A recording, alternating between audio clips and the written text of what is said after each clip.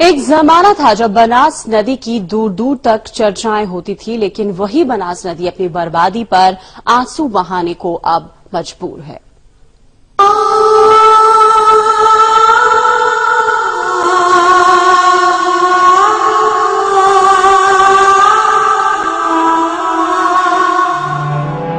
वो भी क्या दिन थे जब मैं अपनी सुंदरता पर इतराती रहती थी।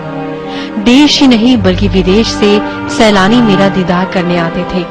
मेरी गोद में जन्म लिए तरबूजों की मिठास ऐसी होती थी कि इसकी दूर दूर तक चर्चा होती थी। लेकिन लोगों ने मेरे सीने को इस कदर छलनी कर दिया कि अब तरबूजों में वो मिठास भरने की मेरे अंदर क्षमता ही नहीं रही।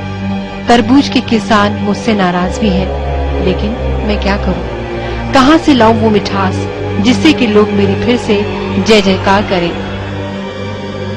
सरकार ने जो लिमिट बांधी, उस लिमिट से हटके प्रशासन ने नजरअंदाज किया और अनदेखी करी। उससे कि 35-35 फीट की गहराई तक बजरी का खुदाई कर दी गई। उस खुदाई के कारण पूरी नदी को बर्बाद कर दिया गया।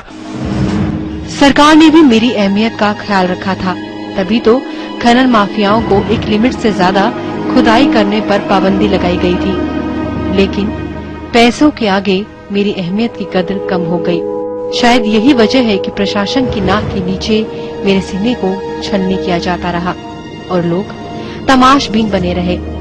मैं अब टोंक के लोगों और किसानों को क्या जवाब दूं? अब तो मैं उनकी प्यास बुझाने के काबिल भी नहीं रही।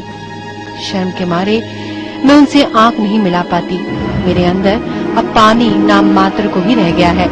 ऐसे में मैं उन लोगों को कहां से पानी दूं?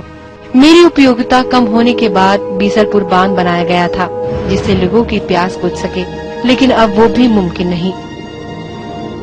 बीसलपुर बांध के बनने के बाद टोंक को जो बीसलपुर का पानी मिलना चाहिए, पर अवैध बजरी खनन से पानी बहुत नीचाई में चला गया। अवैध बजरी खनन से प्रशासन पूर्ण रूप से असफल रहा है और मैं जहां तक समझता हूं शायद प्रशासन की मिलीभगत से ही अवैध बजरी खनन टोंक में हो रहा है।